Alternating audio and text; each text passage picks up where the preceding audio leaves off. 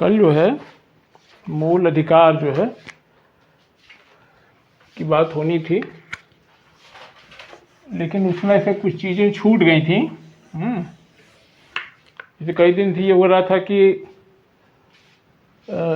मूल अधिकार में संशोधन की बात हो जाए, मूल अधिकारों में संशोधन। ये बहुत लोग जानना चाह रहे थे इसको कि शंकरी प्रसाद, सज्जन प्रसाद, सज्जन सिंह, शंकरी प्रसाद या केशवानंद, ये सब बात ये कैसे हैं और इसमें कब कब क्या क्या निर्णय आए। तो मूल अधिकार तो हमको पढ़ना ही था 12 से लेकर 35 तक, लेकिन 12 शुरू करने से पहले थोड़ा सा इसको अगर हम देख लें, हल्की फुल्की चर्चा कर लें तो अच्छा रहेगा। ठीक है। तो मूल अधिकारों में संशोधन की जो स्थिति है, इसको समझने के पहले एक चीज़ हम जान लें कि जब भारत आज़ाद हुआ तो उस समय 560 से अधिक देशी रियासतें, और इन देशी रियासतों का जब भारत में विलय हो गया तो भारत 1950 का जो भारत था, भारत के पास जो भूभाग थे वो ज़्यादातर भाग तो जमींदारों के पास थे। यानी सरकार को सड़क, पुल, औद्योगिक प्रतिष्ठान, रेलवे आदि तमाम विकास कार्यों के लिए जमीन की आवश्यकता थी, और वो सारी जमीन जो है जमींदारों के पास थी। तो सरकार के लिए भू का अधिग्रहण करना जरूरी था, क्योंकि बिना जमीन के तो कहीं कुछ होने वाला नहीं था। और संविधान में 19 के अंतर्गत और 31 के अंतर्गत संपत्ति मूल अधिकार थी। जमींदारों के पास जो संपत्ति थी उस संपत्ति का वितरण भी करना था एक सीलिंग बना करके।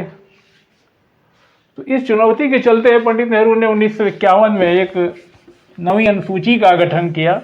इसमें कोई चीज़ डाली जाती है इस अनुसूची में तो वो जो है उस मूल अधिकारों की जो कसौटी है उस पर कसी नहीं जाएगी।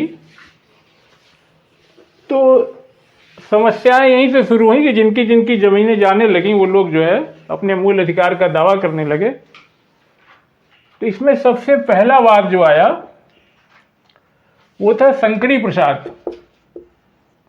शंकरी प्रसाद बनाम भारत संघ का। ठीक है, ये 1951 का केस है। ठीक। अच्छा, इसके पहले थोड़ा सा एक चीज और हम जान ले, बता चुके हैं, संविधान संशोधन। संविधान संशोधन, ठीक है। संविधान संशोधन कहाँ है, किस पार्ट में है? एक सीधे एग्जाम में आ चुका है, आप लोग नहीं पढ़ेंगे, अपना झेलेंगे। पार्ट 20, हमारे चिल्लाने से कुछ नहीं होने वाला। पार्ट 20 में है। इसमें सिर्फ एक आर्टिकल है 368। ये दोनों सवाल अलग अलग आ चुका है, किस भाग में है। और एक बात यह भी है कि इस भाग में सिर्फ एक अनुच्छेद है। एक बार दिया था कि कौन सा वह भाग है जिसमें कि एक अनुच्छेद है, दे देगा। तो सब कुछ पढ़ने के बावजूद अगर ध्यान नहीं देंगे तो फिर कोई मतलब नहीं इन सारी चीज़ों का है। हमारा काम बताना, फिर से संविधान संशोधन बता दे रहे हैं। संविधान संशोधन की जो प्रक्रिया दी हुई है 368, फिर से बता रहा हूँ, भाग 20, ये चैप्टर 20 नहीं है, अध्याय 20 नहीं है। अगेन, तो संविधान संशोधन में क्या है कि प्रत्येक सदन, लोअर हाउस, अपर हाउस, प्रत्येक सदन का बहुमत होना चाहिए। बहुमत का मतलब ये है कि उसकी जो टोटल स्ट्रेंथ है वो काउंट होगी, +1 डिवाइडेड बाई 2। इसका मतलब है कि इसमें अगर कोई रिक्तियां हैं, एब्सेंटीज है, ठीक है, या कोई वोट देने नहीं है, एब्सेंटीज हैं या वैकेंसीज हैं, जैसे कि किसी का निधन हो गया, सीट खाली है, या वोटिंग के समय, तो उसका कोई मतलब नहीं है। बहुमत का मतलब बहुमत, ठीक। और बहुमत और 2/3 सदस्यों का बहुमत, जो प्रेजेंट एंड वोटिंग, उपस्थित और वोट देने वालों का 2/3 बहुमत। एक प्रक्रिया ये है, बताए 2 ही प्रक्रिया है। तीसरी प्रक्रिया जो साधारण संशोधन की है, that is not counted here, 368 में नहीं गिना जाता, इसमें सिर्फ 2 प्रक्रिया है। साधारण विधायी प्रक्रिया को संविधान संशोधन नहीं माना जाता। 4(2) में जो पढ़ा रहे थे, 1(2) में बताया था, 2 में क्या है, राज्यों का प्रवेश एवं स्थापना, और आर्टिकल 3 में क्या था, राज्यों का पुनर्गठन, नाम, क्षेत्रफल, सीमा इत्यादि में जो परिवर्तन किया जाता है। भाग 3 यानी अंदर से संशोधन, दूसरा ये था कि नए राज्यों की स्थापना और प्रवेश। वहीं 4(2) में दिया हुआ है कि इसके 2-3 के अंतर्गत किए गए संविधान संशोधन 368 के अंतर्गत संविधान संशोधन नहीं माने जाएंगे। तो कहने का मतलब संविधान संशोधन की प्रक्रिया 2 ही है। एक ये है कि प्रत्येक सदन का बहुमत, दूसरा है कि मेजॉरिटी या 2/3 मेजॉरिटी या प्रेजेंट एंड वोटिंग, जितने लोग बैठे हैं उनके 2/3। दूसरे में यह है कि प्रत्येक सदन का बहुमत 2/3 प्रेजेंट एंड वोटिंग प्लस ये लगा हुआ है कि कम से कम आधे राज्यों का, नॉट लेस देन हाफ, ये भी ध्यान देने की चीज है, प्लस हाफ नहीं। विधानमंडल का जो है आधे से कम आधे विधानमंडल द्वारा इसका जो है अनुमोदन किया जाना चाहिए, समर्थन होना चाहिए। ये 8 चीजें कौन कौन, ये भी बताए थे, इसमें 8 चीजें हैं, फिर से दोहरा दें। पहला क्या है, राष्ट्रपति का चुनाव और उसकी प्रक्रिया। दूसरा क्या है, दूसरा ये है कि राज्य, संघ और राज्य के कार्यपालिका शक्ति का जो विस्तार है उसमें कोई चेंज करना हो। तीसरा क्या है, संघ की विधायी शक्तियों का विभाजन, ठीक। चौथा क्या हो गया, चौथा ये है खुद संविधान संशोधन 368। पांचवा क्या है,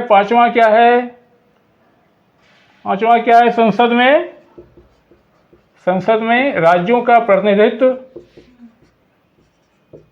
ठीक। और छठा क्या है, 7वीं अनुसूची से कोई संबंधित विषय है, संघ सूची, राज्य सूची, समवर्ती सूची, तो ये हो गया 7वां।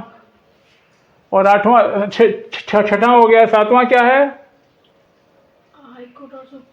हाँ, हाई कोर्ट और सुप्रीम कोर्ट का जुरिस्डिक्शन अगर चेंज करना है तो वो है। और 8वां जो है 101वें संविधान संशोधन द्वारा 2016 में जोड़ दिया गया, GST काउंसिल, यानी वस्तु एवं सेवा कर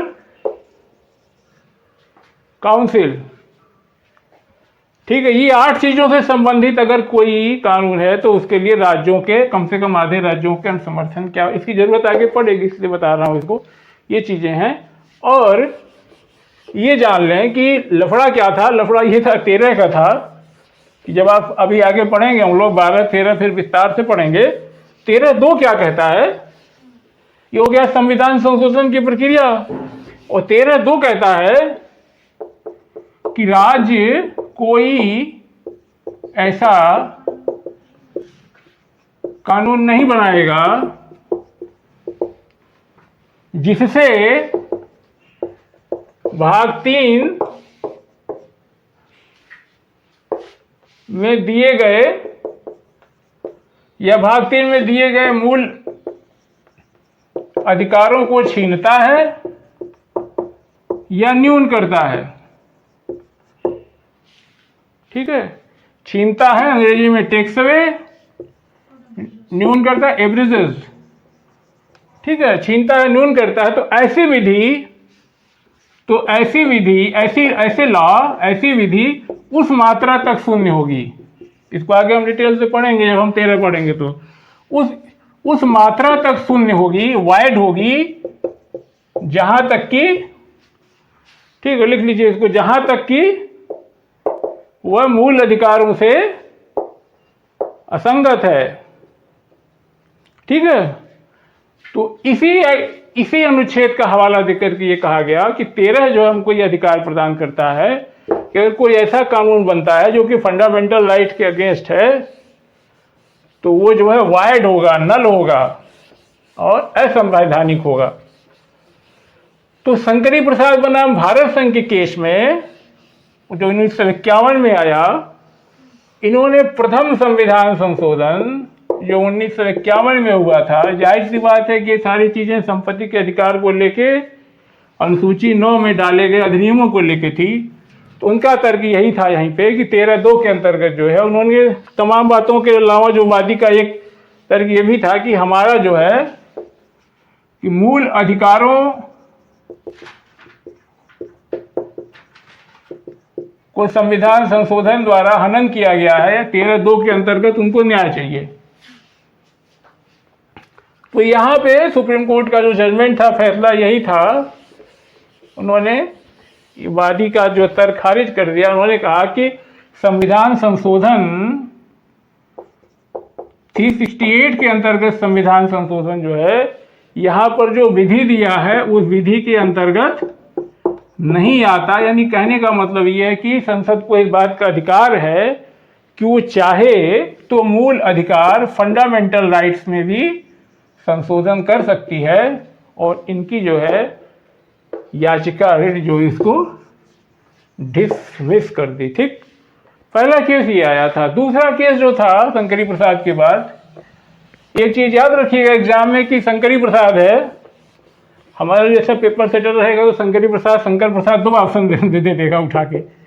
शंकरी प्रसाद पहली बार इस तरह का सुप्रीम कोर्ट में मुकदमा दायर किया गया, ये दे देगा, कुछ आगे बना देगा, कुछ सेंटेंस, कुछ नरेशन दे देगा। शंकरी प्रसाद, दूसरा शंकर प्रसाद, तीसरा शंकर राम। याद कीजिए कि जो शंकर भगवान के नाम से याद भरे रखिए, सबसे पहला वाद शंकर भगवान के नाम से आया था, लेकिन ये शंकरी प्रसाद है। इस तरह के सवाल बना रहे हैं पेपर सेटर, तो ये शंकरी प्रसाद है।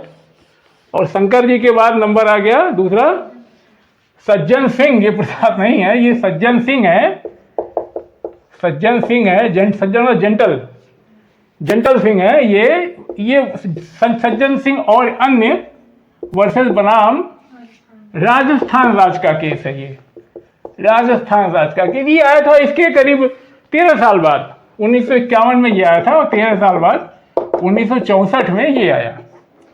इनके भी समस्या यही थी, इनके साथ भी यही था। उस समय जो है 17वां संविधान संशोधन लगाया गया था, 17वां संविधान संशोधन था। उसमें भी उनको यही दिक्कत थी कि उनके मूल अधिकार का हनन हो रहा था। उन्होंने भी यही प्रश्न उठाया कि जो है संविधान संशोधन के द्वारा उनका मूल अधिकार नहीं छीना जा सकता। यहाँ पे भी सुप्रीम कोर्ट का जजमेंट बिल्कुल वही था कि नहीं, 368 के अंतर्गत क्या, हाँ, संसद जो है कि संविधान संशोधन की शक्ति था तो वह मूल अधिकारों का संशोधन कर सकता है। और 13(2) में जिस बात की हो रही है कि कोई ऐसी विधि नहीं बनाएगा जो फंडामेंटल राइट को छीनती है या न्यून करती है, वो इस पर लागू नहीं होता। ये मतलब ये संविधान संशोधन पे लागू नहीं होता। उन्होंने ये भी क्लियर किया, यहाँ विधि का तात्पर्य जो है, विधि का तात्पर्य सामान्य कानून, नियम, उपनियम आदि से है, न कि कॉन्स्टिट्यूशनल अमेंडमेंट से। ठीक है, ये वही बातें थी दोनों केस में कही गई। लेकिन यहाँ पे जज साहब ने बड़े अच्छे ऑब्जर्वेशन दिए और ये ऑब्जर्वेशन बड़े सुंदर हैं। इसको आप पढ़ेंगे तो आपको अच्छा लगेगा कि ये कई चीज़ों से कितनी चीज़ें इंटरप्रिटेट की जा सकती हैं। उनका ऑब्जर्वेशन पहले ये था, पहला ऑब्जर्वेशन देखिए ये था कि संविधान के भाग 20 में लिखा हुआ है, भाग क्या लिखा हुआ, संविधान का संशोधन, संविधान संशोधन। इस शब्द से मतलब निकलता है कि पूरे संविधान में संशोधन की बात हो रही है। यह कहीं यह नहीं कह रहा है कि भाग 3 में संशोधन नहीं किया जाएगा। ठीक है, तो उनका कहना था कि संविधान संशोधन की बात कर रहा है, संविधान का मतलब शुरू से लेकर आखिर तक, फ्रॉम ए टू जेड। अगर संविधान निर्माताओं की, संविधान बनाने वालों की ये मंशा होती कि इस संविधान संशोधन से जो है उसको न संशोधित किया जाए भारतीय के मूल अधिकार को, तो यहाँ अपवाद डाल सकते थे। एक तर्क तो उन्होंने ये दिया। दूसरा तर्क उन्होंने ये दिया कि वो जो बताए कि संविधान संशोधन के लिए दूसरी प्रक्रिया जो बताई कि जहां राज्यों में जो 8 चीजों को अभी थोड़ी देर पहले चर्चा की है, हम 8 चीजों के बदलने के लिए विधानमंडल की सहमति आवश्यक है, कम से कम आधे से कम नहीं, नॉट लेस देन हाफ। तो अगर वो चाहते तो यहां पर उसको जोड़ देते, परंतुक में डाल देते कि 3(1) कि पार्ट 3 इसमें नहीं रहेगा। बल्कि उनका कहना तो ये था कि यहां भी नहीं डाला पार्ट 3 को।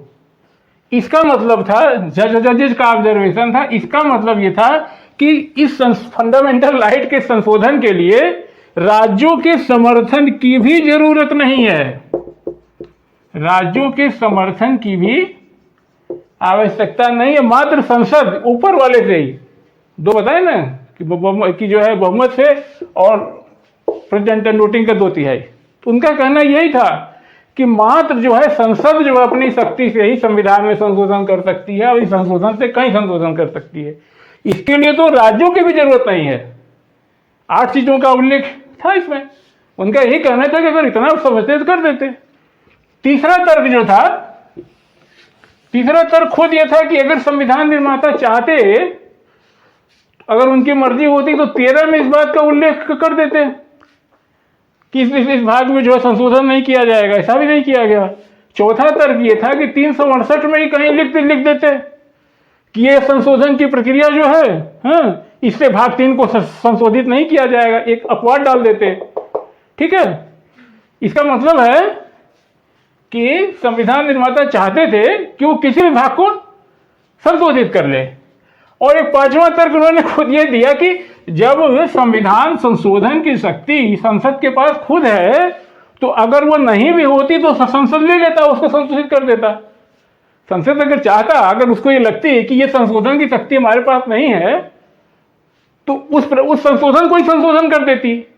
यानी कहने का मतलब संसद जो है संप्रभु है और संसद जो है कहीं भी कानून बना सकते थे। 5 तर्कों के द्वारा उन्होंने अपने ऑब्जर्वेशन में दिया और अंत में वही निर्णय इनका भी था कि संसद स्वतंत्र है और उस संविधान के मूल अधिकारों में भी संशोधन कर सकती है। 13(2) के अंतर्गत जो विधि शब्द है वह संविधान संशोधन पे लागू नहीं होता, वह सामान्य कानून, विधि, नियम, उपनियम, विनिमय, अध्यादेश, आदेश आदि के लिए है। ठीक है, लेकिन एक इंटरेस्टिंग चीज इसमें थी कि 2 जस्टिस थे, जस्टिस मधोलकर साहब थे और जस्टिस हिदायतुल्लाह साहब थे। जस्टिस हिदायतुल्लाह थे और जस्टिस मधोलकर थे। इन दोनों लोगों का जो ऑब्जर्वेशन था, इनका ओपिनियन जो था वो डिसेंटिंग था, डिसेंटिंग ओपिनियन था इनका, यानी इन्होंने विरोध में दिया। जजमेंट तो मेजॉरिटी से होता है, तो मेजॉरिटी से जजमेंट तो यही था, लेकिन इनका कहना था, इनका तर्क बिल्कुल सही था। जस्टिस मधोलकर हिदायतुल्लाह ने अपने ऑब्जर्वेशन दिया। उन्होंने ऑब्जर्वेशन में कहा कि क्या संसद जो है गणतंत्र को भी खत्म कर सकती है, लोकतंत्र को भी संशोधन के द्वारा खत्म कर सकती है। ठीक है, कर सकती है। तो क्या संसद जो है, यानी संविधान में उनका मानना था कि कुछ बातें ऐसी हैं जो कि मूलभूत है, संसद जो है संशोधन के द्वारा इनको खत्म नहीं कर सकती। और एक बहुत अच्छा तर्क उन्होंने और दिया, और जस्टिस मधोलकर साहब ने तो यह भी कहा कि अगर संसद बहुमत पाकर के फंडामेंटल राइट्स को संशोधन करके खत्म कर सकती है, तो इस फंडामेंटल राइट को संविधान में रखने का फिर औचित्य क्या है? तब तो सरकार धीरे धीरे अपने बहुमत के द्वारा से फिर किस बात के फंडामेंटल है, किस बात के शासन के मूल सिद्धांत हैं। और एक अच्छा तर्क उन्होंने यह भी दिया कि हम जानते हो आर्टिकल 99 क्या कहता है? कहता है कि संसद का कोई भी सदस्य बिना शपथ ग्रहण किए सदन में नहीं बैठेगा, शपथ की व्यवस्था करता है। तो उन्होंने कहा कि संसद का जो सदस्य है, जो संसद के जो कानून बनाते हैं, वो जो है क्या करते हैं, अनुच्छेद 99 के तहत अनुसूचित 3 है ना, अनुसूचित 3 में शपथ का जो प्रारूप है, ठीक है, किसमें है, ओथ, थर्ड में ही है, थर्ड अनुसूची में उसका डिटेल दिया हुआ है। उसमें संसद के सदस्य शपथ लेते हैं, क्या लेते हैं कि मैं ईश्वर की शपथ लेता हूं, मैं ईश्वर की शपथ लेता हूं, या कहिए क्या कहेंगे उसको, लेता हूं, शपथ लेता हूं, या कहते हैं सत्य निष्ठा से प्रतिज्ञान करता हूं। लिख लीजिए इसको, फिर बाद में पन्ना पलट के खोजना पड़ेगा, कहीं फिर 10 मिनट का समय जाया होगा, खोजो कहाँ लिखा हुआ है। सत्यनिष्ठा से प्रतिज्ञान करता हूं, क्या करता हूं कि विधि द्वारा, हाँ, स्थापित संविधान के प्रति सच्ची श्रद्धा और निष्ठा रखूंगा, सच्ची श्रद्धा और निष्ठा रखूंगा। ठीक है, एम आई क्लियर? ठीक है, तो ये शपथ लेके आते हैं कि मैं ईश्वर की शपथ लेता हूं या सत्यनिष्ठा से प्रतिज्ञान करता हूं कि विधि द्वारा स्थापित संविधान के प्रति सच्ची श्रद्धा और निष्ठा रखूंगा। फिर ऐसा सदस्य खुद अपने संविधान की मूल भावनाओं को टेम्पर कैसे कर सकता है? ये लॉजिक थे इनके, जस्टिस मधुलकर और जस्टिस हिदायतुल्लाह के डिसेंटिंग ओपिनियन थे उसमें। और इसके बाद जो है ये हो गई सज्जन सिंह। तो याद करने के लिए आपको बता दें, मान लीजिए 2 केस थे, शंकरी प्रसाद शंकर भगवान से आए, लेकिन शंकरी है, शंकर से एग्जाम में कंफ्यूज मत कीजिएगा। वो बनाम भारत सरकार के थे, सन है 1951, सन पूछेगा, कई बार पूछ चुका है, मैचिंग में पूछा है।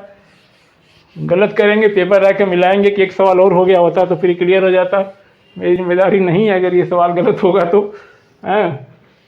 और दूसरा केस है सज्जन सिंह बनाम अन्य राज्य राजस्थान का, ये 1964 में, ये वर्सेस राजस्थान राज्य है। याद रखने की चीज़ है, मैचिंग में देगा, कैसे देगा, शंकरी प्रसाद, सज्जन सिंह, तीसरा दे देगा केशवानंद, चौथा दे दिया, हाँ, गोलकनाथ वाला नीचे कर दिया, बामन राव, यहाँ सन उठा करके दे दिया, 51, 63, 64 मैच कीजिए, ए बी डी सी सी।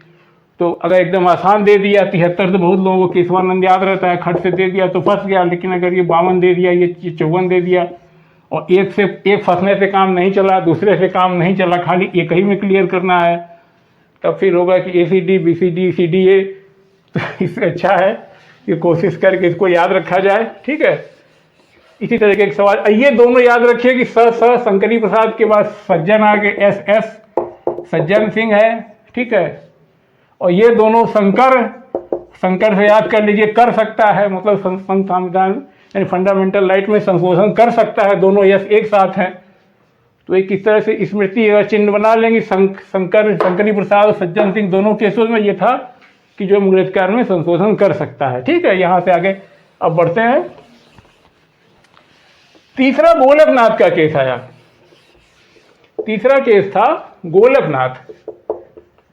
गोलकनाथवाद था। ये हाँ, ये वर्सेस पंजाब सरकार था, वर्सेस पंजाब सरकार था। ये आया इसके 3 साल बाद, 1967 में आया ये। ठीक है, सब याद रखिए, बताए तो 1951 था, 1964 था, 51 शंकरी, 64 सज्जन, और ये 67 गोलकनाथ केस। अब गोलकनाथ में क्या था? अच्छा, गोलकनाथ को याद रखना है तो अगर केशवानंद याद है तो जीके करके याद रखिए, जी फॉर गोलकनाथ, के फॉर केशवानंद। दिमाग में झट से आ जाए कि कौन आगे पीछे हो रहा है, जीके।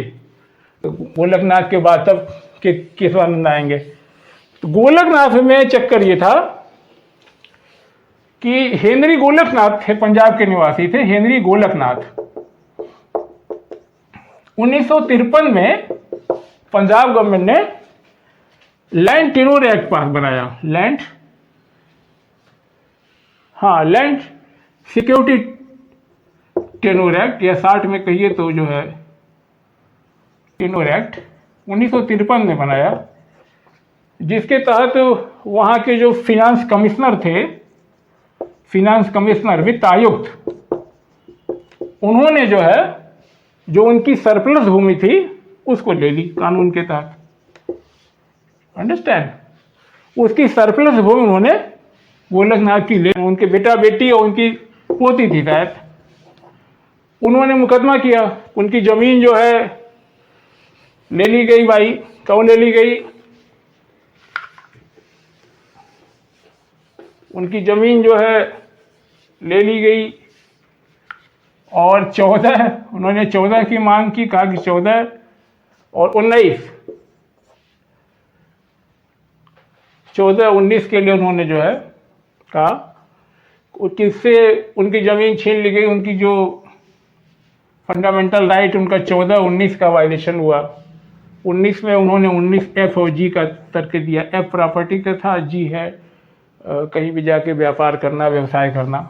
ज़मीन से उनका व्यापार व्यवसाय रहा होगा, और F से जो है संपत्ति का अधिकार, जो 1978 में डिलीट कर दिया। अब कॉन्स्टिट्यूशन में देखेंगे स्टार दिखाई देगा, नीचे लिखा दिखेगा 44 अमेंडमेंट 1978। ठीक है, तो ये 2 था। और ये 14 जानते हैं कि बीच बीच के समझ समता और बीच के समान संरक्षण, इसके बिना किसी को कानून से वंचित नहीं किया जाएगा। ठीक है, तो ये इनका था। इसके साथ साथ इन्होंने जो है पहले चौथे और 17वें, पहले चौथे और 17वें संविधान संशोधन में के को भी चुनौती दी। वो चुनौती क्या दी उन्होंने? उसमें उन्होंने फिर यही बात कही कि संविधान संशोधन के द्वारा मूल अधिकारों का हनन नहीं किया जा सकता। 13(2) का दिया कि राज्य ऐसी कोई भी नहीं बनाएगा जो मूल अधिकारों को छीनती है, न्यून करती है, और ऐसी बनाई गई भी उस मात्रा तक शून्य होगी जहां तक छीनती है और न्यून करती है। ठीक, तो ये जो है इसको चुनौती दी।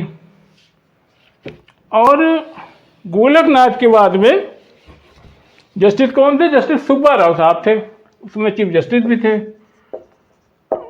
सुब्बा राव थे। और इस पे विचार करने के लिए 11 जजों की बेंच बनी, 11 जजेस। ठीक है, प्रश्न वही था, ये सारे प्रश्न बताए। पहला था भूमि सुधार को लेके था, चौथा भी वैसे ही था मुआवजे को लेकर के, उसको लेके 17वें के द्वारा भी कुछ और कानूनों को उठा करके नवीन सूची में डाला गया। जिसकी ज़मीन जा रही थी, जो अपना लड़ने की हैसियत से, सारे हार गए हैं। एक दिन मैं सोच रहा था बैठ करके कि इतनी मुकदमेबाजी हुई, लेकिन ये सब हार गए। अंत में देखेंगे केशवानंद भारती तो हार करके भी जीत गए, बाजीगर बन गए। लेकिन ये गोलकनाथ भी देखिए, शंकरी प्रसाद में शंकर प्रसाद हार गए, कोर्ट ने मना। सज्जन सिंह भी हार गए। अब गोलकनाथ के केस में भी 1/4/17 संविधान संशोधन चुनौती दी गई। इसका जनरल बहुत मजेदार था। प्रोविजंस वही हैं, लेकिन व्याख्या करने का तरीका क्या लाजवाब था। अब देखिए, आइए देखते हैं। हाँ, गोलकनाथ में तो सुप्रीम कोर्ट ने ये कहा कि संसद जो है मूल अधिकारों में संशोधन नहीं कर सकती। यहां लिख दूं, थोड़ा सा क्लियर रहे, नहीं तो आप लोगों को लिखने में। ये तीसरे पे हम चल रहे हैं, गोलकनाथवाद वर्सेस लिख दें पंजाब स्टेट 1967। ठीक है, क्लियर? ठीक है, तो इन्होंने कहा कि संसद जो है मूल अधिकारों में संशोधन नहीं कर सकती। ठीक है, क्या कहा? पहली बार ये कहा कि मूल अधिकारों में संशोधन नहीं कर सकती। सारे संविधान के उपबंध वही है, प्रोविजन वही है, बस अपने फिलॉसफी और मेथड ऑफ इंटरप्रिटेशन अलग अलग। और उन्होंने क्या कहा? उन्होंने कहा कि पहले और चौथे और 17वें यही थे ना, ये संविधान संशोधन यही तो प्रश्नगत थे, हैं? यही थे ना पहले, चौथे, 17वें। ये जो संशोधन थी, ये जो संविधान संशोधन जो वादी के द्वारा प्रश्न उठाए गए थे कि ये असंवैधानिक है ना संवैधानिक, ये संविधान संशोधन जो है मूल अधिकारों का उल्लंघन करते हैं। माना उन्होंने मूल अधिकारों का उल्लंघन करते हैं। ठीक है, ये 147 जो है ये मूल अधिकारों का उल्लंघन करते हैं, लेकिन शंकरी प्रसाद व सज्जन सिंह के मामले में दिए गए निर्णय के अनुसार संवैधानिक है। बात समझ में आई? समझ नहीं आई? लिख लीजिए। समझ में आई कि नहीं समझ में आई?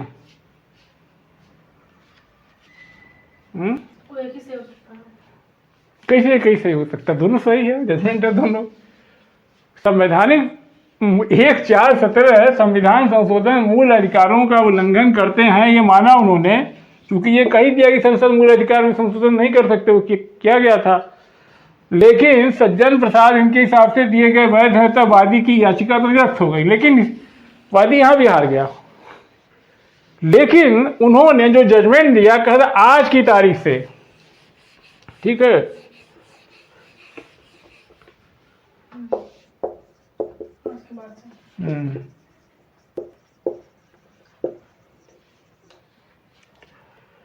आज की तारीख से संसद, आज निर्णय सुने जाने की डेट से संसद जो है मूल अधिकारों में संशोधन नहीं कर सकती आज की तारीख से। हाँ, उन्होंने कि doctrine of prospective over ruling, यानी भविष्य में लागू होने वाली रूलिंग भी कही कि डॉक्ट्राइन ऑफ, यही मैंने लिख दिया शॉर्ट में, doctrine of prospective over ruling, और रूलिंग प्रत्यादेश हिंदी में।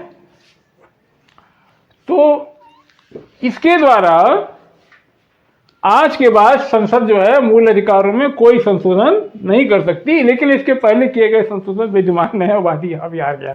ठीक है, तो संसद के द्वारा इतनी बहस होती रही, और इनके तर्क देखिए क्या लाजवाब थे। इन्होंने कहा, इन्होंने जो ऑब्जर्वेशन दिए,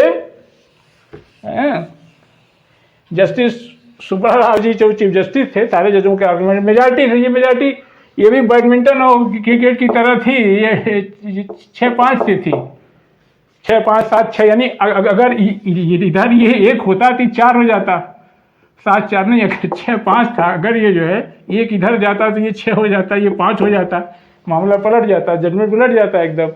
तो ये जो जजमेंट 11 का था, ये 6-5 से था, मेजॉरिटी थी 6 की, और 5 जो है इसके अगेंस्ट ही थे। 5 साहबान जो थे ना, ये वही बात कर रहे थे जो सज्जन और शंकरी प्रसाद के केसेस में लोगों ने कहा था कि विधि के अंतर्गत संविधान संशोधन विधि नहीं आती, तो संसद मूल अधिकार में संशोधन नहीं कर सकती। इसके लिए उन्होंने कहा, उन्होंने क्या कहा? उन्होंने कहा कि संविधान में संशोधन की शक्ति 245, 246, 248, 247 अपॉइंटमेंट ऑफ एडिशनल जजेस, इसमें नहीं, 245 लिख लीजिए, 246, 248, और संघ सूची का जो 97वां आइटम है उसमें है, और 368 जो है अभी बता रहे थे पार्ट 20, फिर से बता दे, 20, 368, फिर एक अनुच्छेद, ये 368 जो है ये सिर्फ संविधान संशोधन की प्रक्रिया बताते हैं।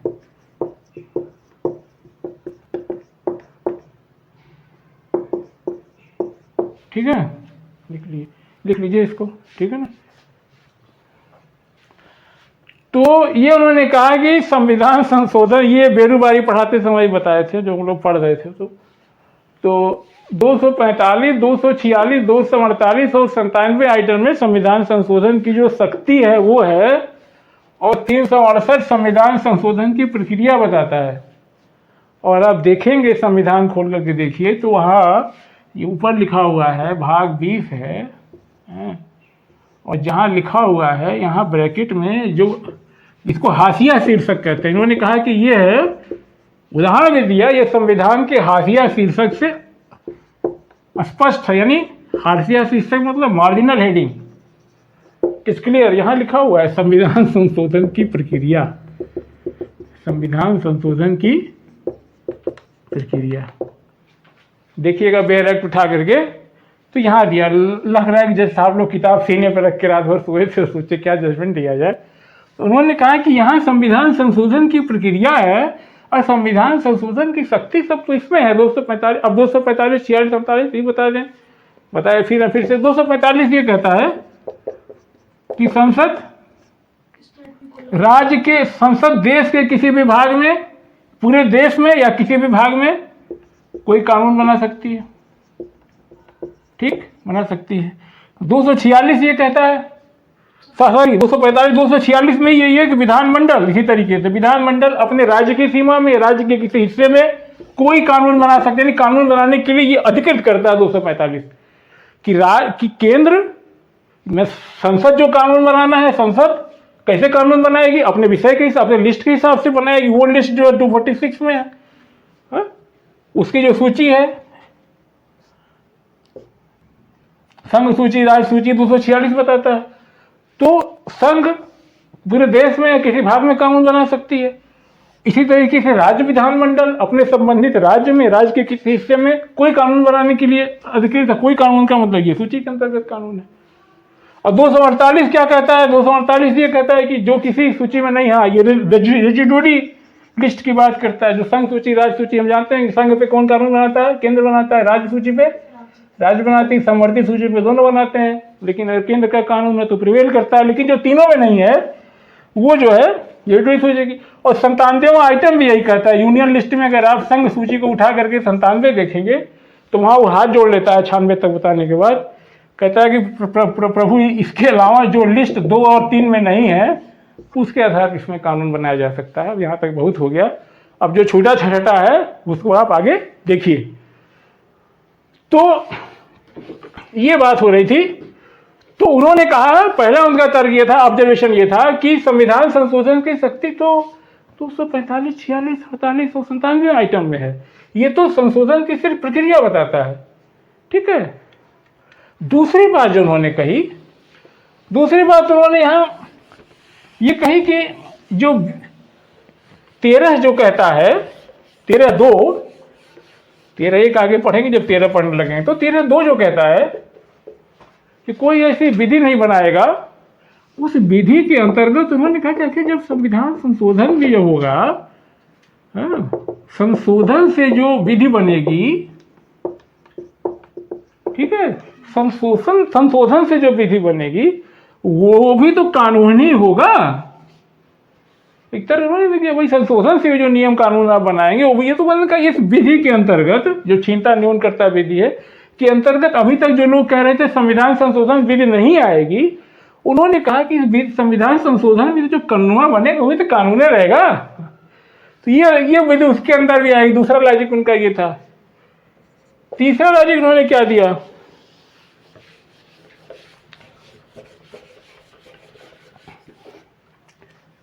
तीसरा लॉजिक उन्होंने ये दिया कि अगर आप देखेंगे कि मूल अधिकारों में,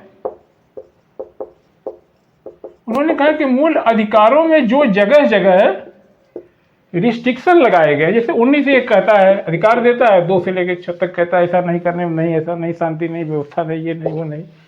यानी संविधान में जो अधिकार दिए गए हैं उन्हीं के साथ उनके प्रतिबंध लगा दिए गए हैं।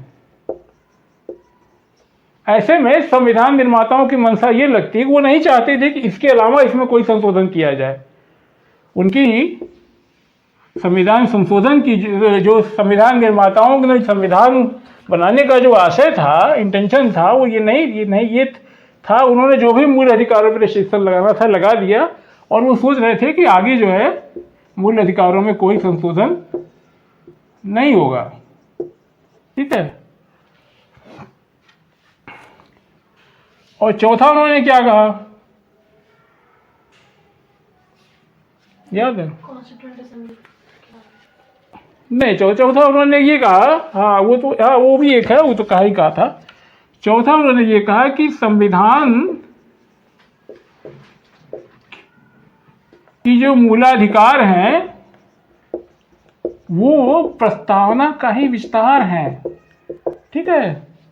जो मूल अधिकार हैं वो प्रस्तावना का ही विस्तार है और ये संविधान के संशोधन की सीमा से बाहर हैं।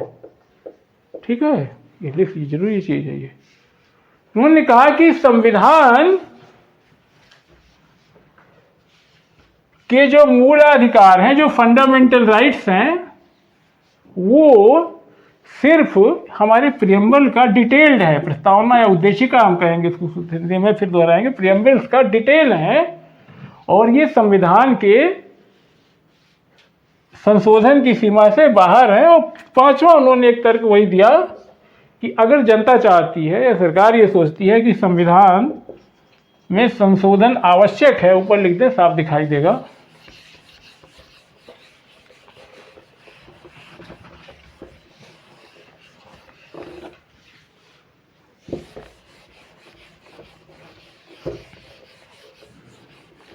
पांचवा, अगर सरकार या जनता,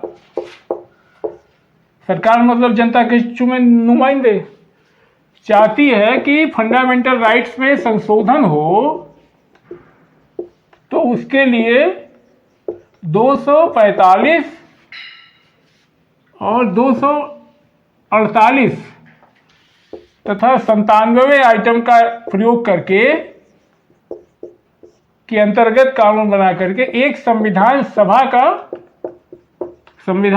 या संविधान सम्मेलन बुलाना चाहिए।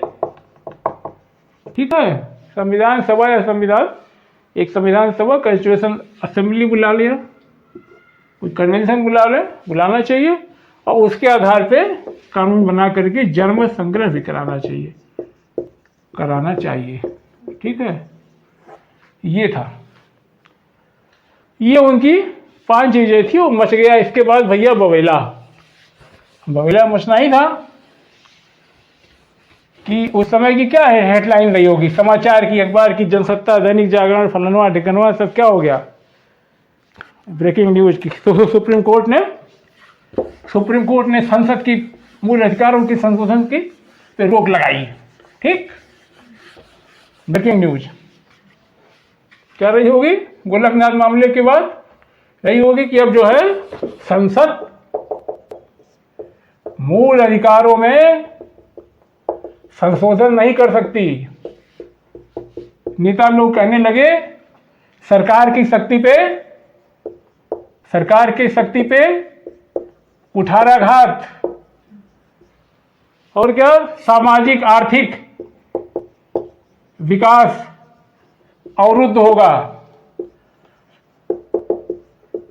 डीपीएसपी में दिए गए निर्देश से राज्यों को मुक्त किया जाए। भाई जब हम कोई कानून नहीं बना पाएंगे, ये तमाम हेडलाइन पेपर चर्चा पर चर्चा चल रही थी, संसद आज थी, तो इधर देखते हैं, इधर चर्चा पर चर्चा चलती रहे संविधान की, हम चलते हैं देखते हैं कि राजनीति में क्या हो रहा था। इधर इन लोगों को हल्ला करने देते हैं, क्या सही था क्या गलत था। और अब हम आते हैं थोड़ा सा राजनीति की तरफ। किस समय वो जो संसद थी वो कैसे चल रही थी।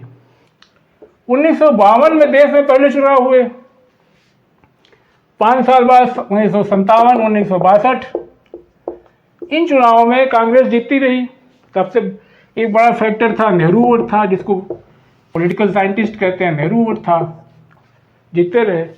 लेकिन 1967 की स्थितियां थोड़ा अलग थी। 1967 को जब गूंगी गुड़िया मिसेस गांधी के लिए ये चुनाव बड़ा कठिन था। ये चुनाव कठिन क्यों था, इसके कई कारण थे। कारण ये था 1962 चीन युद्ध, भारत हार गया था, पंडित नेहरू की विदेश नीति की चारों तरफ आलोचना हो रही थी। 1964 में वो दिवंगत भी हो गए। चीन की नीति, विदेश नीति की आलोचना। 1965 में पाकिस्तान से युद्ध। ठीक है, आर्थिक दबाव, बेरोजगारी, महंगाई चरम सीमा पर थी। सरकार उस समय अमेरिका से गेहूं आयात कर रही थी उसके फैसलों को लेकर के, सरकार कटघरे में करो। सबसे बड़ी बात थी कि आर्थिक इतनी खराब थी कि 1966 में, पता होगा आप लोगों को, मुद्रा का अवमूल्यन करना पड़ा। मुद्रा का अवमूल्यन कब हुआ था? 1949 में हुआ था, 1966 में, 1991 में, बहुत एग्जाम में आता है, याद कर लेंगे तो काम आएगा। ठीक है, ये स्थितियां थी। और जब घर की स्थिति खराब होती है, जब बाहर से स्थितियां खराब होती हैं तो घर की स्थितियां भी कुछ खराब हो जाती हैं। ये इतने फैक्टर्स थे। सारा विपक्ष इंदिरा गांधी को घेर रहा था और इंदिरा गांधी ने 1967 के बाद समाजवादी रास्ता पकड़ लिया। ये समाजवादी रास्ता ये इसी से जुड़ा जो कहना चाह रहे हैं कि डीपीएसपी को लागू करने के लिए, यानी पीछे जो सरकारें थी वो समाजवाद के लिए प्रतिबद्ध थी। और कांग्रेस के जो वरिष्ठ नेता थे, कौन कौन नेता थे उस समय, खास करके मोरारजी थे, मोरारजी देसाई। पार्टी के अध्यक्ष कौन थे? निजलिंगप्पा। निजलिंग लगा देंगे तो गोलगप्पा हो जाएगा, गप्पा ये लगा दीजिए गोल तो गोलगप्पा हो जाएगा। मोरारजी और एसके पाटिल, ठीक। और कौन थे? और एक नाम याद कर ले,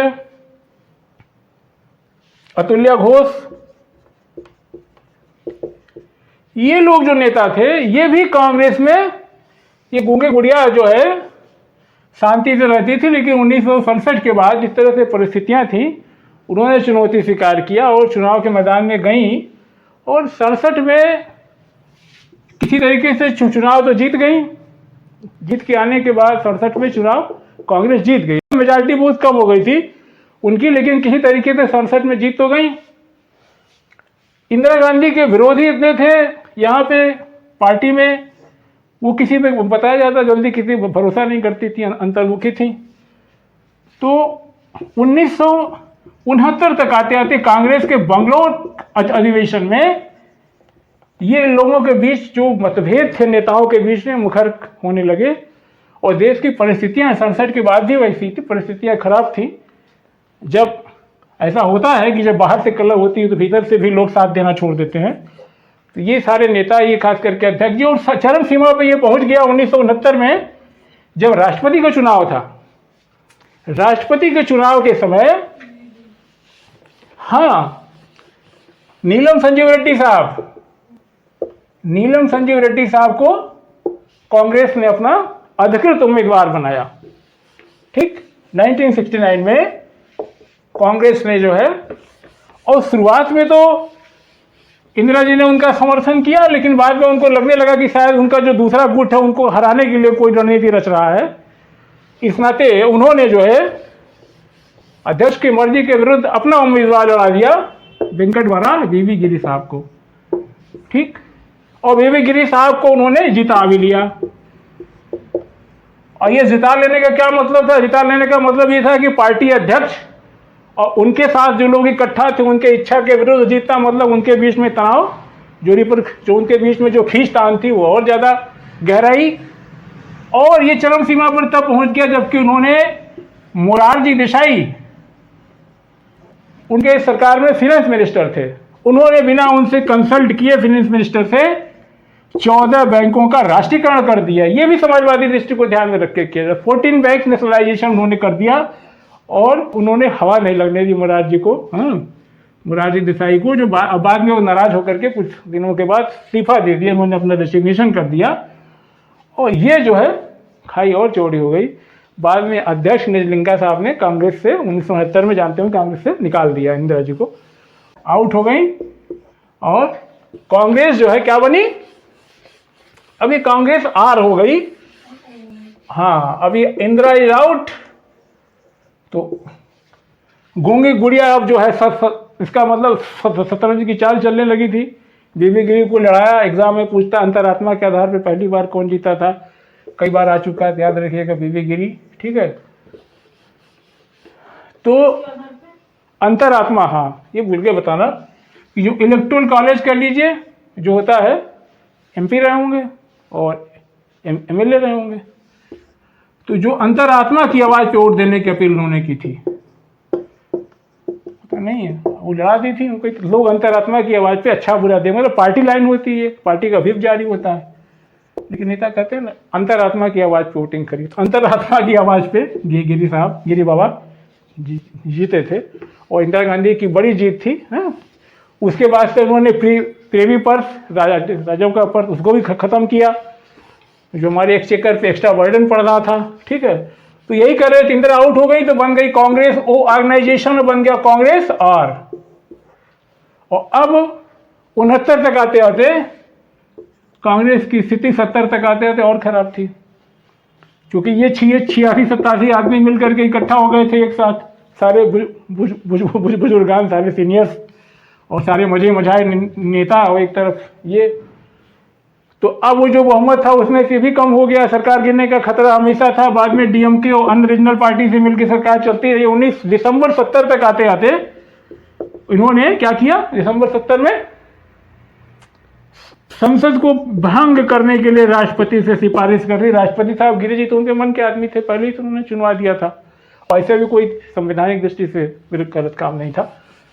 लेकिन हाँ, तो दिसंबर में इन्होंने संसद को भंग करा करके पहली बार मिड टर्म पोल कब हुआ था, 71 में। याद रखिए, इससे सब एग्जाम में आता है, सारे एग्जाम के सवाल बता रहा है। वो बताया मुद्रा मूल्यन कब हुआ, 49, 66, 91। ये बता दिया कि जो अंतरात्मा की आवाज़ पे कौन राष्ट्रपति जीता था, बीबी गिरी। ये हमने पढ़ लिया कि 71 में पहली बार मिड टर्म पोल हुए। मान लो 52, 57, 62, 67 हो गया था। अभी होने थे कब, 5 साल बाद, 72 में। लेकिन मिसेस गांधी ने अपनी समाजवादी नीतियों पे जनता का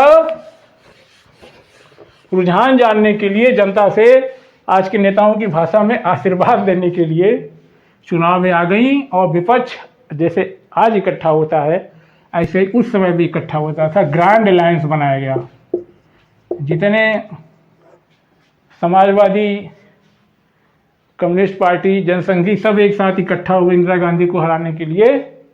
और नारा क्या रखा गया, इंदिरा हटाओ। मगर इंदिरा जी ने इस नारे की, जैसे आज की सरकारें नारा गढ़ती है, उससे उन्होंने कहा गरीबी हटाओ। बड़ी सफाई से उन्होंने अपने ऊपर लगे सारे आरोपों से शांत रही, देश भर में प्रचार करती रहे, गरीब हटाओ।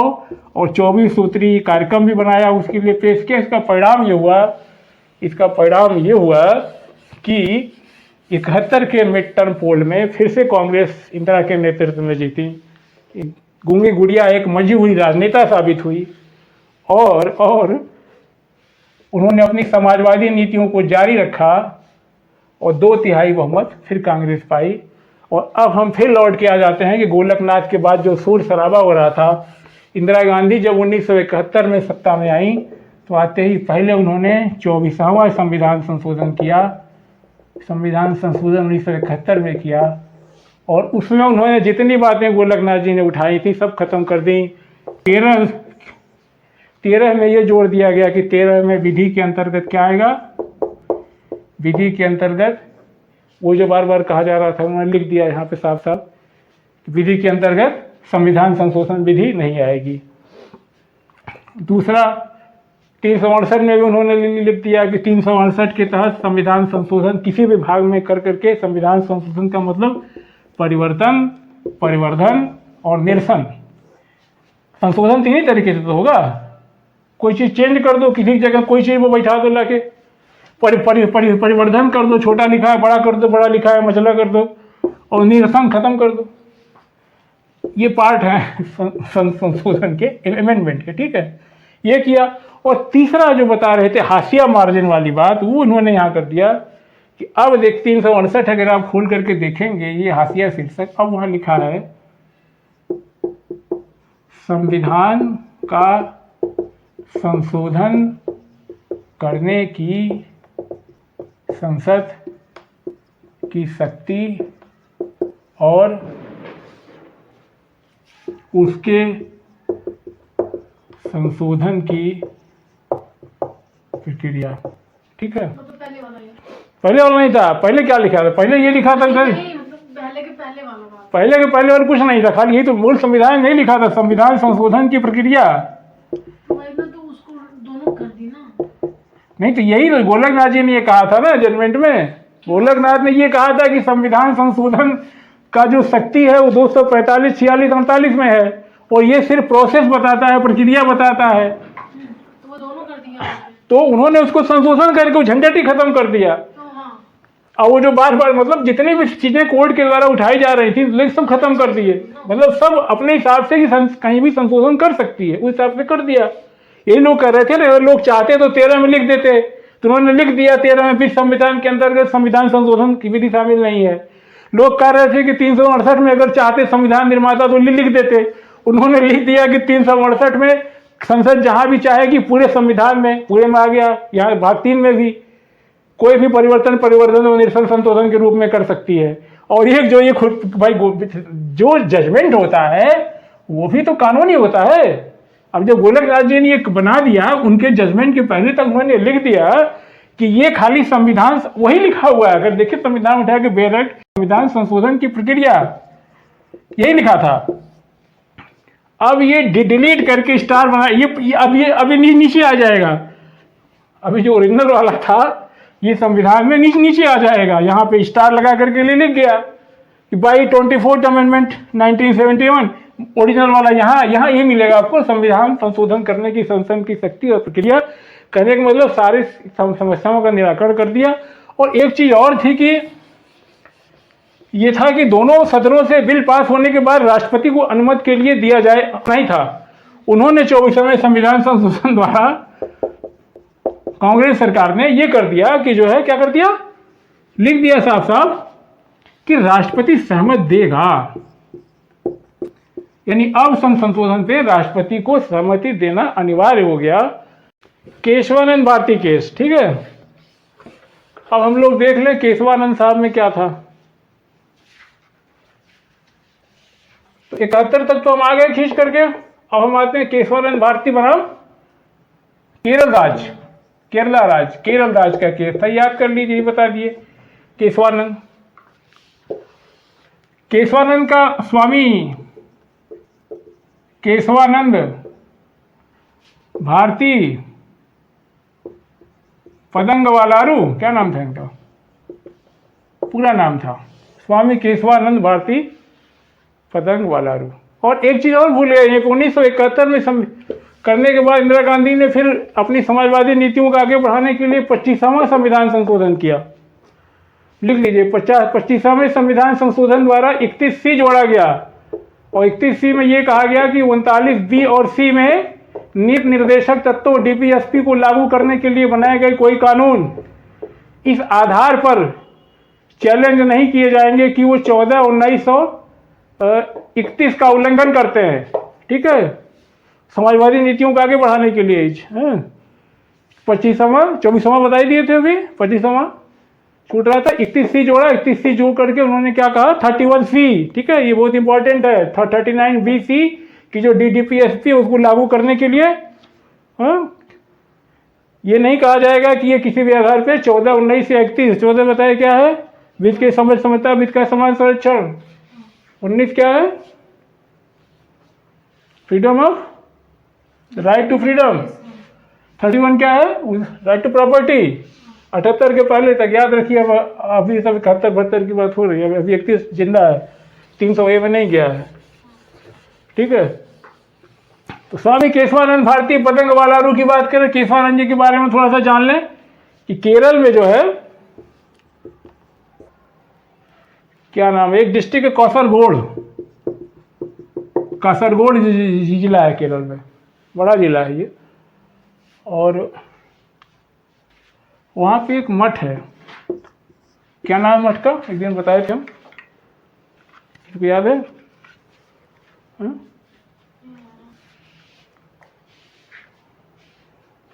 दक्षिण में केरल के कासरगोड जिले में एक मठ है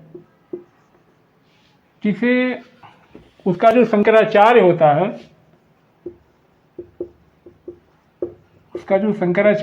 है, उसे दक्षिण का शंकराचार्य कहते हैं।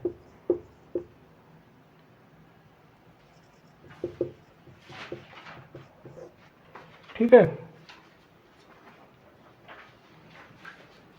वो आदि शंकराचार्य के उद्देश्यों को लेकर के उसी तरीके से एक क्षेत्रीय पीठ है केरल के कासरगोड जिले में, वो जो है वहाँ पे, अभी मठ का नाम नहीं याद आ रहा, अभी याद आ जाएगा थोड़ी देर में। वहाँ की जो शंकराचार्य होते हैं उन्हें दक्षिण का शंकराचार्य कहा जाता है। और इस मठ का प्रभाव जो है केरल और कर्नाटका में फैला हुआ है, कर्नाटका में फैला है। और इस मठ के पास बहुत सारी ज़मीनें थी। मठ का काम क्या है? नृत्य है, संगीत, कला, समाज सेवा, ठीक है, शिक्षा देना, शिक्षा दान। हाँ, तो ये मठ जो है, एडनीर नाम है, हाँ एडनीर नहीं याद आ रहा था, एडनीर मठ है ये, ठीक है। तो यहाँ पे जाहिर सी बात है धार्मिक कारणों से लोग बहुत सारी संपत्ति दे देते हैं। तो केरला में उस समय ES नंबूदिरीपाद की सरकार थी। नंबूदिरीपाद, केरला में जनरली मार्क्सिस्ट गवर्नमेंट ही रही काफ़ी समय तक। नंबूदिरीपाद की सरकार थी, तो उस समय लैंड रिफॉर्म चल रहा था, जोरों से चल रहा था। तो जो हजारों एकड़ ज़मीन जो दान में मिली थी, नृत्य संगीत का, समाज सेवा का कार्य करता था मठ, तो उन ज़मीनों को काफ़ी मात्रा में इनसे अधिग्रहित कर लिया गया। और इनकी भी समस्या यही थी कि ज़मीन अधिग्रहण लेकर के पहले एक केरल उच्च न्यायालय में गए। इनका कहना था कि अनुच्छेद 26 जो धार्मिक मामलों में प्रबंधन का अधिकार देता है, उन्होंने कहा हमारा फंडामेंटल राइट 26 का उल्लंघन हो रहा है। फिर बाद में 31 भी जोड़े, संपत्ति का अधिकार भी था इनका, अपने संपत्ति का अपने हिसाब से प्रबंधन संचालन करना। 26-31 का अधिकार का उल्लंघन हो रहा था। और संपत्ति के अधिकार की बात आई तो फिर 24वां, 25वां, 29वां भी आ गया। तो इन्होंने जो है मूल अधिकारों को, बेसिकली वही था कि क्या संसद ये बात संपत्ति के प्रबंधन और संपत्ति के नियंत्रण से आकर के फिर सारी बातें यहीं आ गई कि क्या सब मूल अधिकार, संसद मूल अधिकारों को संशोधित कर सकती है या संशोधन की असीमित शक्ति है। तो यही चीज़ को लेकर के, ठीक है, ये मुकदमा जो है गया। और तो मुकदमे में विषय क्या थे कि 24वां, 25वां, 29वां संविधान संशोधन जो है, ये जो है मूल अधिकारों के विरुद्ध है। संसद मूल अधिकारों में असीमित संशोधन नहीं कर सकती, इस पर विचार किया जाए। और इसके लिए जो है, और साथ साथ ये तो वादियों का तर्क था, वादी का तर्क ये था। और प्रतिवादी कौन था? सरकार थी, प्रतिवादी सरकार थी। प्रतिवादी का तर्क ये था कि गोलकनाथ के निर्णय पे भी विचार किया जाए। और वादी ये चाहते थे उनके फंडामेंटल राइट्स का वायलेशन करता है, इसलिए उसको नल एंड वाइट किया जाए और उसकी कॉन्स्टिट्यूशनलिटी चेक की जाए, उसकी कॉन्स्टिट्यूशनलिटी को टेस्ट किया जाए, परखा जाए। तो ये था इसको लेकर के। तो 13 जजेस आए इसमें, 13 जजेस की एक बेंच बनाई गई, ठीक है। 13 जज थे इसमें। अब तक इस सबसे बड़ी बेंच है ये। और 13 जज थे इसमें, 13 जज। और यहाँ भी फैसला वही था, 6-7-6। अगर एक आदमी इधर जाता, इधर का इधर आता तो 6 होता, 7 होता, सारे जजमेंट बदल जाते। वो केशवानंद जी भी हारे, सारे हारे, लेकिन केशवानंद जी हार के इतिहास के बाजीगर बन गए। उन्होंने संविधान और देश को बचा लिया। कैसे देखते हैं आगे? तो केशवानंद भारती के केस में ये था, चैलेंज था कि 24वां, 25वां, 29वां संविधान संशोधन मूल अधिकारों का हनन करता है। संसद को मूल अधिकार में संशोधन की कोई शक्ति नहीं है। नानी पालकीवाला वकील थे जो लड़ रहे थे इनकी ओर से केंद्र में, उन्होंने ही इनको सलाह दिया था कि चलिए सुप्रीम कोर्ट। तो नानी पालकीवाला इनके केशवानंद जी के वकील थे। मुकदमा चला। इस मुकदमे में सरकार ने ये कहा, यहाँ भी ये कहा कि 24वां, 25वां, 29वां संविधान संशोधन क्या है, सही। उन्होंने कहा कि संसद जो है गोलकनाथ के निर्णय को यहाँ पलट दिया। क्या पलट दिया? कहा कि संसद जो है मूलाधिकारों सहित मूलाधिकारों में संशोधन कर सकती है। और 13(2) के अंतर्गत जो विधि है वो संविधान संशोधन पे लागू नहीं होती। और ये भी इन्होंने कह दिया कि जो है तो 368 का हाशिया की बात हो रही थी, हाशिया शीर्षक या मार्जिनल हेडिंग की बात हो रही थी। वो मार्जिनल हेडिंग जो लिखा हुआ है संविधान संशोधन की प्रक्रिया, फिर बात वहीं आ गई, संविधान संशोधन की प्रक्रिया, ठीक है, ये इसमें संशोधन की शक्ति भी आती है। पहले तो ही समझा जा रहा था, मतलब बाल के खास निकालने जैसा कुछ नहीं है। उन्होंने इस चीज़ को क्लियर किया, इसमें कहा कि संसद मूल अधिकारों में संशोधन कर सकती है। 368 में हाशिया शीर्षक जो है, जो मार्जिनल हेडिंग है, उस संविधान संशोधन की प्रक्रिया, उसमें संशोधन की शक्ति power of amendment and procedure of amendment both are invested in. संशोधन की शक्ति व प्रक्रिया दोनों वेस्टेड है, ठीक है, दोनों शामिल है, इंक्लूडेड, वो शामिल है, ठीक है। ये कहा। तीसरा इनका तर्क था कि संविधान में कुछ ऐसी बातें हैं जो कि संविधान का मूल तत्व है, उसको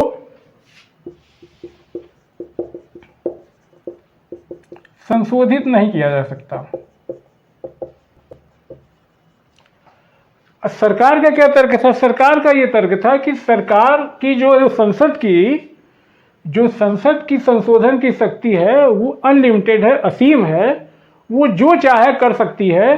तो किसी ने उनसे पूछा क्या लोकतंत्र को, क्या जो है बहुदलीय व्यवस्था को खत्म करे, का नहीं, लोकतंत्र को लगा के तानाशाही भी कर सकती है, बहुदलीय व्यवस्था की एकदलीय व्यवस्था भी कर सकती है। यानी गवर्नमेंट का ये तर्क था कि कॉन्स्टिट्यूशन को रिपील करने के अलावा अब भाई संसद है, उनका कहना यह था कि संसद जो है वो जनता के नुमाइंदे चुन के आते हैं। तो अगर लोग ही चाह रहे हैं संसद को खत्म कर दो, संविधान खत्म कर दो, क्योंकि एक तर्क उन्होंने दिया ना कि संसद चूंकि जनता चुन के भेजती है इसलिए उसको अधिकार है कुछ भी करने का, और संसद चाहे तो कर सकती है। लेकिन कोर्ट के ऑब्जर्वेशन बड़े खूबसूरत थे। जस्टिस सीकरी ने जजमेंट सुनाते हुए कहा था कि संविधान, ऐसा प्रतीत होता है, इट सीम्स, कि संविधान बनाने वाले जब संविधान बना रहे थे तो उन्होंने संविधान संशोधन की जो प्रक्रिया है उसका व्यापक अर्थ में नहीं लिया उसको। जब वो संशोधन की बात कर रहे थे तो उनके दिमाग में कहीं न कहीं एक बात जरूर थी कि संविधान में शामिल प्रस्तावना और संविधान में शामिल ऐसे जगह जगह जो मूल तत्व हैं उसके साथ छेड़छाड़ नहीं की जाएगी।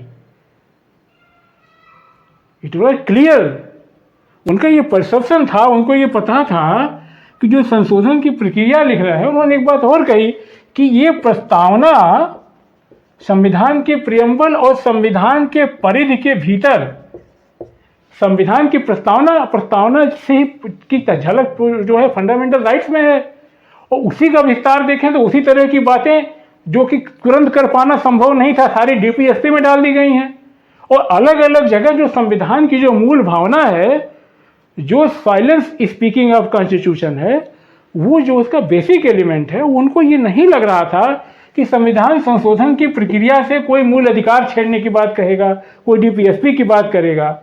उन्होंने ये लॉजिक दिया, उन्होंने कहा कि संविधान संशोधन को, जो शब्द को बहुत ही व्यापक अर्थ में लेने के, उसका मतलब इतना है कि प्रस्तावना और संविधान के दायरे में हम संविधान में कोई चीज जोड़ सके या परिवर्तित कर सकें जिससे प्रस्तावना के उद्देश्यों, ठीक है, जिससे प्रस्तावना के उद्देश्यों एवं जो राज्य को दिए गए नीति निदेशक हैं, जो डायरेक्शंस स्टेट को दिए गए हैं, उनको फुलफिल किया जा सके। उन्होंने कहा मेरे मत से तो संशोधन का इतना ही मतलब था कि प्रस्तावना और जो संविधान की जो मूल संवेदना है उसके परिधि में कुछ इस तरह के बदलाव किए जाएं या कुछ इस तरह की चीज़ें जोड़ घटा दी जाए जिससे कि जो हमारे संविधान के लिए जो उद्देश्य हैं और जो हमारे नीति निर्देशों को कार्यान्वयन करने के लिए जो चीज़ें हैं, जो उसको एक्शन में लाने जो चीज़ें हैं, ठीक है, उसको किया जा सके। तो उन्होंने ये कहा कि संविधान के, और एक तर्क उन्होंने और भी दिया कि संसद जो है वो कहाँ से बनी है, उस संविधान से ही तो बनी है। संसद का जो गठन हुआ है वो उसकी जो शक्तियां हैं, मिटा दूं नहीं तो फिर अभी नहीं मिटा पाते तो फिर दिक्कत करता है, ठीक है। संसद की जो शक्तियां हैं, ठीक, संसद की जो शक्तियां हैं या संसद का जो गठन है वो भी तो संविधान से ही हुआ है। संसद का गठन भी तो संविधान से ही हुआ है। और उन्होंने कहा संसद नहीं, संविधान सर्वोच्च है। इसीलिए आता है निजाम में अक्सर आता है, भारत में है सर्वोच्च है ए, संसद बी, फलनवा सी ढेकनवा। तो हमेशा याद रखिए the constitution of India, Bharat का संविधान सर्वोच्च है, ठीक है। तो उन्होंने कहा, और ये जजमेंट उन्होंने कहा कि नहीं, इससे ये बात निकल करके आई कि संविधान में कुछ बातें ऐसी हैं जिसकी झलक प्रस्तावना में पूरी तरीके से और पूरे संविधान में फैली हुई हैं कि जिनको उन्होंने ये तो माना कि संसद, इसके बाद जब संसद मूलाधिकारों में संशोधन कर सकती है, ठीक है। गोलकनाथ का निर्णय उलट दिया, संशोधन कर सकती है, यानी कहीं भी संशोधन कर सकती है, लेकिन जो उसके मूल तत्व हैं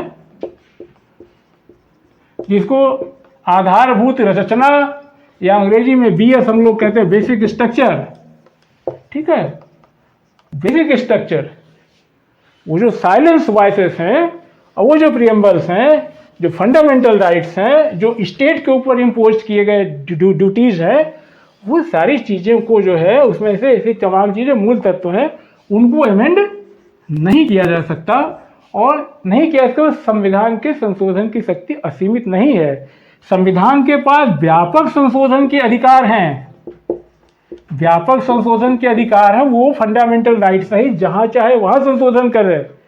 लेकिन जिसको कि जस्टिस खन्ना ने कहा कि वो संविधान हमारा है, जब हम संविधान बदल जाए, जब संविधान में परिवर्तन हो जाए तो ये हमें देख करके न लगे ये तो मेरा संविधान था ही नहीं। परिवर्तन का मतलब संविधान को डिस्टॉर्ट करना नहीं है, अमेंडमेंट का मतलब डिस्टॉर्शन ऑफ कॉन्स्टिट्यूशन नहीं है। इट सिंपली, जैसा सीकरी साहब ने बहुत अच्छी बात कही, तो वही है। तो ये रही हमारी बातें, ठीक है। हम केशवानंद तक आ गए। कोर्ट ने कहा कि जो है अलग अलग ऑब्जर्वेशन दी, उसने कहा कि संविधान की सर्वोच्चता बता, supremacy of constitution, separation of power, democracy, secularism, और क्या है रिपब्लिक स्ट्रक्चर इसका, इसी तरीके से बहुत ढेर सारे फीचर्स अलग अलग जजों ने की जाए, ये मूल ढांचा। और ये भी क्लियर कर दिया कि this is not the final, यानी कहने का मतलब है कि आप कोई कानून बनाइए, हर कानून पे सुप्रीम कोर्ट ये परखेगी, देखेगी, ऑब्जर्व करेगी कि ये जो है बेसिक स्ट्रक्चर का पार्ट है कि नहीं है, और अगर उसको लगता है कि अमेंडमेंट कहीं भी किया गया है, ये बेसिक स्ट्रक्चर को टेम्पर नहीं कर रहा है, तो अनकॉन्स्टिट्यूशनल नहीं होगा, ठीक। ये आ गए। अब इसके बाद सरकार ये चुप रहने वाली थोड़ी थी। ये बात है 73 की, 75 में इमरजेंसी लग गई। इंदिरा गांधी ने फिर 42वां संविधान संशोधन लगा दिया, उसमें तमाम बातों के अलावा 368 में 4 और 5 जोड़ दिया। 368 के में तो भूसा भर दिया लोगों ने, जितना भरा है पढ़ को देखे उस पर तो जितना ऊपर एक्ट नहीं है उससे ज़्यादा तो डिलीशन है। तो 42वें संविधान संशोधन द्वारा क्या किया, 368 में उन्होंने 4 और 5 सब आर्टिकल्स और जोड़ दिए, उसमें सब सेक्शंस या सब आर्टिकल्स कहिए, ठीक। 4 में क्या कहा, 4 में उन्होंने ये कहा कि संसद जो है कि हाँ, कि संसद के संविधान संशोधन द्वारा संविधान संशोधन द्वारा किसी भी कानून को न्यायालय में चुनौती नहीं दी जाएगी। इसका मतलब क्या था? जुडिशियल रिव्यू, यानी चाहे उन्होंने दोनों तरफ से, अभी का कानून या पहले का कोई कानून, दोनों कर दिया। भविष्य लक्षी भूत लक्षी दोनों, कोई कानून अगर संविधान संशोधन में किसी भी कानून को कि वैलिड है कि नहीं है, न्यायालय वाले में चुनौती नहीं दी जाएगी। यानी उन्होंने न्यायिक पुनरावलोकन की व्यवस्था खत्म कर दी संशोधन से। यही आता है कि केशवानंद जी बाजीगर और संविधान के रक्षक क्यों हुए। और पांचवा में उन्होंने कर दिया, पांचवें में यही था कि संसद के संविधान, हाँ, संसद के इस अधिनियमों के तहत, इस अनुच्छेद के तहत संविधान संशोधन की शक्ति असीमित है, समझे? अनलिमिटेड पावर ऑफ अमेंडमेंट है कॉन्स्टिट्यूशन की। तो उन्होंने दो चीजें कही अंत में। सर इसमें शुरू में जोड़ा कि हाँ, कि डाउट क्लियर किया जाता है, सारे संदेहों को दूर करने, इस तरह की एक लाइन शब्दावली, सारे संदेहों को दूर करने के लिए ये कहा जाता है कि संसद इस अनुच्छेद के प्रक्रिया का, इस अनुच्छेद में दी हुई प्रक्रिया का इस्तेमाल करके संसद जो भी संसद को संशोधन करने की असीमित शक्ति है, अनलिमिटेड पावर। अच्छा, अब क्लियर हो गया। यहाँ तो उन्होंने कह दिया कि 368 के अंदर अनलिमिटेड पावर है, मतलब कुछ भी कर सकते हैं, बेसिक स्ट्रक्चर, अनलिमिटेड पावर है। तो इतना तो कोर्ट तो क्या पास हो जाता हूँ। क्यों नहीं? सबका अपना अपना अधिकार है। अब हम चिल्ला रहे हैं, कोई न पढ़े, जो उसका अधिकार है, हम उसमें क्या कर सकते हैं? कोर्ट का अपना अधिकार है, कोर्ट कानून बनाती है। सरकार का अपना अधिकार है, सरकार कानून बनाती है। मगर अब ये कोर्ट उसको देखता है। तो ये संसद भी तो कानून बनाती है, तो संसद ने कानून बना दिया। संसद के पास बहुमत है, 2/3 बहुमत। वही तो कल बात कर रहे थे ना, जब बहुमत होता है तो जो हेगड़े साहब ने कल बता रहे थे, कहा है कि फंडामेंटल राइट्स अगर न हो, उसका प्रोटेक्शन न हो, बहुमत के प्रति, बहुमतों के विरुद्ध अल्पसंख्यकों का सुरक्षा है। तो ये चौथे में उन्होंने कह दिया कि संविधान संशोधन किसी कोई भी कानून बनाया जाता है तो न्यायपालिका में चैलेंज नहीं होगा, ठीक है। और पांचवा में ये कह दिया, कहने का मतलब ये है कि संसद जो चाहे वो कर सकती है। हाँ, और 42वां संशोधन पढ़िए तो देख करके लगता है ये मिनी कॉन्स्टिट्यूशन जिसको कहते हैं, कि मेरी मर्जी। बाद में ये बात अलग है कि जनता पार्टी की सरकार आई 78 में, काफी कुछ उसमें से कम कर दिया गया। लेकिन अब याद रखिए कि इस बात को जो है, बाद में मिनर्वा मिल बाद आया। मिनर्वा मिल्स, ये कौन था? 1 2 3 4 5वां मिनर्वा मिल्स बाद। मिनर्वा मिल्स बनाम भारत सरकार, 1980 का केस है ये। मिनर्वा मिल एक कॉटन टेक्सटाइल थी, जिसको गवर्नमेंट ने ये कह करके इसका नेशनलाइजेशन कर दिया था कि अच्छे से काम नहीं कर रहे, इसका काम करना जनहित में नहीं है। ये केस था। अब डिटेल में उसके न जाए तो उसमें भी यही सवाल उठाए गए थे। तो उसमें जो कोर्ट का ऑब्जर्वेशन था, चंद्रचूड़ साहब थे जज, चंद्रचूड़ साहब उस समय सीसीजे थे शायद। तो मिनर्वा मिल्स बाद में बनाम भारत सरकार में कोर्ट में फिर ये मामला आया, क्या मूल अधिकार का को संविधान संशोधन द्वारा खत्म किया जा सकता है। वहाँ पे कोर्ट ने साफ साफ कह दिया कि 42वें संविधान संशोधन का भाग 4 और 5 दोनों अनकॉन्स्टिट्यूशनल है, अनकॉन्स्टिट्यूशनल हैं और इनवैलिड हैं, ठीक है। क्यों? क्योंकि केशवानंद साहब जी का जो जजमेंट था, अभी कुछ दिन पहले गुजर गए बेचारे, भगवान उनकी आत्मा को शांति दे। तो केशवानंद जी के जजमेंट में केशवानंद जी भले हार गए, लेकिन उस समय जो 7-6 का जो जजमेंट था, 7 जजेस 6 जजेस तो वही बात कर रहे थे जो बात पहले कही जा रही थी। इसमें इन्होंने जो बेसिक स्ट्रक्चर की बात की थी कि आधारभूत ढांचा को नष्ट नहीं किया जाएगा, और आज कोर्ट ने उसी बेसिक स्ट्रक्चर का हवाला दे करके संविधान को बचाया। इसीलिए कहा जाता है केशवानंद जी जो संविधान के रक्षक थे। लेकिन जब सीधे नहीं, ठीक है, ठीक है। था ना 368 का 4 कॉन्स्टिट्यूशनल, उन्होंने 4 में क्या कहा था? 4 में ये कहा था कि कोई भी कानून न्यायिक पुनरावलोकन का नहीं होगा। 5वां ये कहा था उन्होंने, ये क्या कहा था कि संविधान के संशोधन की शक्ति असीमित है। कोर्ट ने यहाँ कहा कि न्यायिक पुनरावलोकन संविधान का मूल ढांचा है, बेसिक स्ट्रक्चर है। वही जो बेसिक स्ट्रक्चर वाला कॉन्सेप्ट था, वहाँ उन्होंने कहा कि न्यायिक पुनरावलोकन, judicial review is a basic structure of our constitution. तो इसलिए ये कहना सरकार का 368(4) के द्वारा कि सरकार कोई कानून बनाती है तो उसको कोर्ट में चैलेंज नहीं किया जाएगा, केशवानंद भारती 1973 के दिए गए निर्णय के अनुसार अवैध है। और दूसरा ये था कि संविधान संशोधन की असीमित शक्ति है। तो कोर्ट ने कहा कि उसी जजमेंट में कहा गया था कि संविधान संशोधन की शक्ति सीमित है। ठीक है, पार्लियामेंट बहुत ज़्यादा संविधान संशोधन करने की शक्ति इंजॉय करता है, इसमें कोई दो राय नहीं है, लेकिन उसके हाथ बंधे हैं। बेसिक स्ट्रक्चर संशोधन की शक्ति सीमित है, असीमित नहीं। तो ये जो असीमित उन्होंने कहा था उसको उन्होंने कह दिया असीमित नहीं, सीमित है। ठीक है, क्योंकि बेसिक स्ट्रक्चर पे हमला। यहाँ उन्होंने कहा कि जो आपने कह दिया कि कोर्ट नहीं जाएंगे कोई कानून बनेगा, तो ये जान लीजिए कि judicial review is a basic structure of constitution. जो केशवानंद भारती का जजमेंट था वही लगा करके, और आज तक हमारे संविधान की रक्षा करने के लिए वो जजमेंट जजेज का हमारे सामने है। और बेसिक स्ट्रक्चर के चलते ही हम जानते हैं कि आज संविधान आपातकाल के बाद भी बचा रहा। तो संविधान कैसी तैसी करने वालों की कोई कमी नहीं थी। ठीक है, और इसके बाद ये केसेस देख लिए हम लोग। केशवानंद था, 5वां क्या था? मिनर्वा मिलवाद था। मिनर्वा मिलवाद था।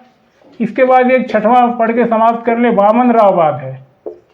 वामन राव का केस था, वामन राव वाद वर्सेस भारत संघ का। ठीक है, ये 1981 का है। इसको सन याद कर लीजिए, बार बार मैं कह रहा हूँ। ये 73 है, ये 1980 है।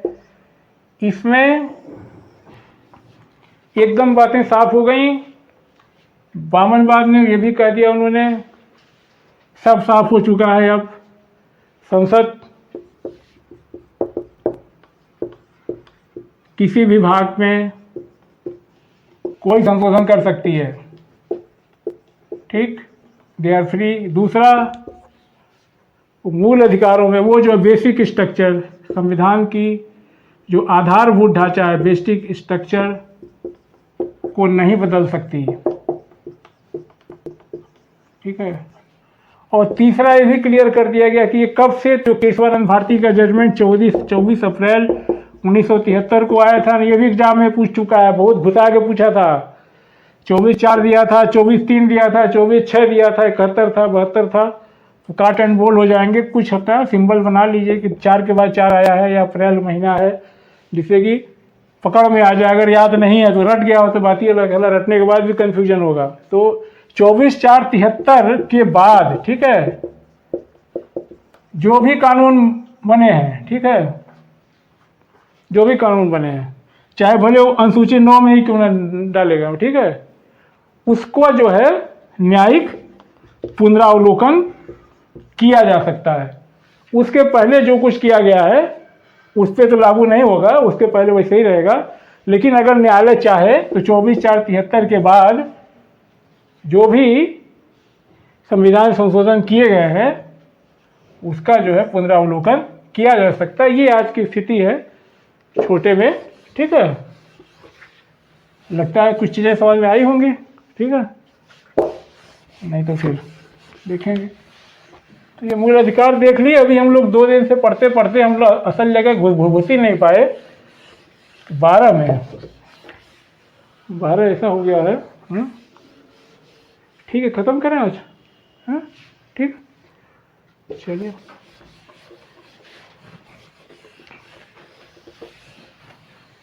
ठीक है, ओके।